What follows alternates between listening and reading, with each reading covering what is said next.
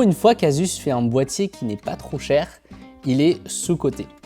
Ça, c'est le Asus Prime AP201, un boîtier micro ATX aux alentours de 80-90 € qu'Asus propose depuis maintenant 2 ans, donc il n'est pas tout nouveau. Quand on dit qu'un boîtier est micro ATX, ça veut dire 2 choses. Ça va nous donner une indication sur la taille du boîtier et aussi ça nous donne une indication sur la taille maximale de carte mère acceptée par le boîtier. Donc micro ATX, c'est les formats de carte mère un peu plus petites que les ATX qu'on connaît tous. Donc dans cette vidéo, ce que je voulais faire, c'était de vous faire un build avec ce boîtier et de vous montrer qu'on peut finalement avoir une configuration assez haut de gamme, une configuration qui marche très bien avec une carte mère micro ATX dans un boîtier plutôt compact. Le titre que je vais utiliser pour cette vidéo, c'est que c'est le boîtier pour les Parisiens.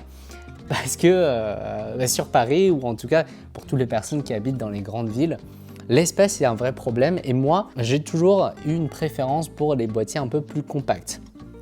Le problème, c'est que, comme vous savez, quand on prend un petit boîtier, on rencontre toujours les soucis de compatibilité, les soucis de chauffe, les soucis de bruit aussi qui viennent avec. Donc énormément de compromis qui viennent avec juste des dimensions un peu plus petites. Dans la configuration d'aujourd'hui, on va utiliser cette carte mère, la Asus TUF B650M plus Wi-Fi, donc un modèle en micro ATX de la gamme TUF, donc on est plutôt sur quelque chose de milieu de gamme. On a vraiment beaucoup de shield, 2 emplacements de SSD NVMe M.2, on a même 2 emplacements de PCI Express avec un PCI Express x1, ici pour une carte Wi-Fi ou toute autre carte d'extension que vous mettrez, 4 emplacements de RAM, on a du connecteur USB, du connecteur USB 3, 3 ports SATA ici, c'est exactement comme une carte mère ATX mais avec la petite patte en moins et certainement avec un port SSD NVMe en moins et puis un port SATA en moins. En processeur, là on va mettre un 7800X3D, bon j'ai même plus envie de le présenter ce processeur. J'ai plus rien à dire, je pense que tout le monde le connaît par cœur maintenant en fin 2024. Chaque PC que je monte a une histoire et l'histoire de ce PC, eh bien c'est la Paris Games Week. Pardon, il y a le petit micro qui me chatouille le cou. Je suis très chatouilleux moi. Donc ce PC, son histoire c'est la Paris Games Week. C'est un peu bizarre dit comme ça. Pourquoi la Paris Games Week? C'est parce que c'est Asus qui m'a invité le samedi et dimanche pour faire un événement, une animation de montage PC. Et on va monter ce PC, justement, devant les gens à la Paris Games Week sur le stand d'Asus. Dans la pause du processeur, il faut se concentrer. Donc, vous allez me dire, mais tu dois monter le PC à la Paris Games Week et qu'est-ce que tu es en train de faire là devant, sur la vidéo? Comme ce sera la première fois à l'événement que je vais monter dans ce boîtier, je ne voulais pas arriver démuni et qu'à un moment, pendant l'animation, je me rends compte que j'ai oublié un truc, il y a un blocage et que j'ai besoin d'aller regarder la notice devant tout le monde. Ce serait vachement gênant quand même. Tant qu'à faire, au lieu de le faire tout seul, j'ai qu'à le faire avec vous en vidéo. Au niveau des RAM, ici on va utiliser de la Corsair Vengeance, les versions RGB. On a pris les modèles 6000 C36. Le PC sera full Asus, donc je vais vous montrer les autres composants tout à l'heure. Ce que vous remarquerez, c'est que sur ce boîtier, tout se déclipse. Hop, hop là. Donc le boîtier à nu, il est comme ça. Quand vous l'achetez, vous allez recevoir un ventilateur à l'arrière. Il n'y a pas de ventilateur à l'avant, attention. Et on ne viendra pas installer de ventilateur à l'avant, vous verrez. On a suffisamment d'espace sur la partie haute du boîtier.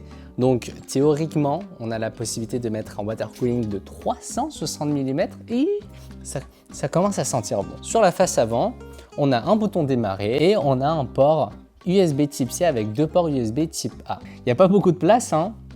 Bon, après, c'est de la micro ATX, donc c'est normal. Il y a un commentaire sur une de mes vidéos sur TikTok, je crois. Un mec, gentiment, il a dit « Mais tu portes pas de gants ». Quoi? Il faudrait que le gars il essaye de monter un PC avec des gants. Avant, c'est vrai qu'il y avait pas mal de vidéos en format court avec des gens qui avaient des gants blancs, qui montaient des PC hyper premium, souvent Asus ROG. C'est ce qu'on voit devant la caméra. Moi j'ai déjà porté des gants dans des vidéos, très honnêtement. Hein. Dès que la caméra est coupée, on enlève les gants. Non mais c'est trop compliqué, de monter un PC avec des gants. Le water cooling est installé. Pour le moment, tout passe nickel, à quelques millimètres près. Mais encore heureux que les composants d'Asus sont compatibles entre eux. Maintenant, ce qu'on va faire, c'est relier tous les câbles de ventilateur, tous les câbles de RGB du water cooling entre eux parce que justement, sur un modèle un petit peu ancien, on a ces deux accessoires, c'est des tripleurs de RGB, tripleurs de ventilateur. Ça nous fait un bon paquet de câbles, tout ça pour le bonheur du cable management.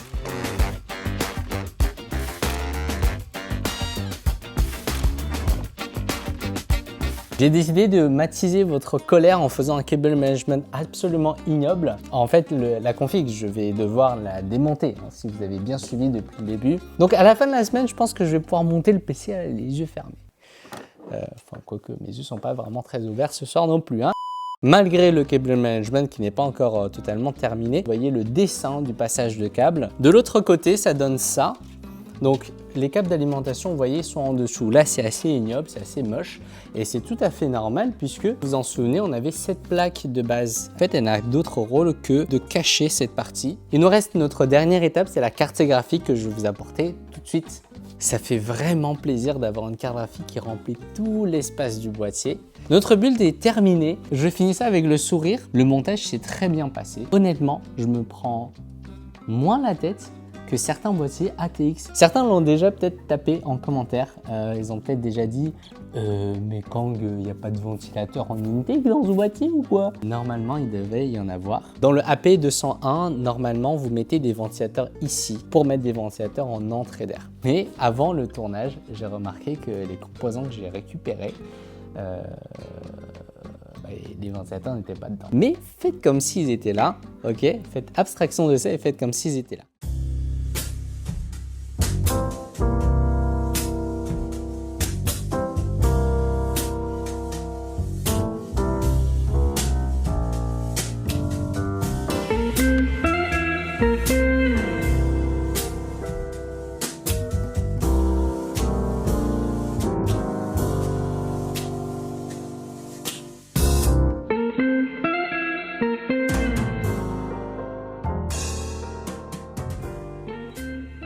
C'était tout pour moi, c'était Kang, j'espère que vous avez passé un bon moment et je vous dis à la prochaine à notre 3e vidéo sur YouTube.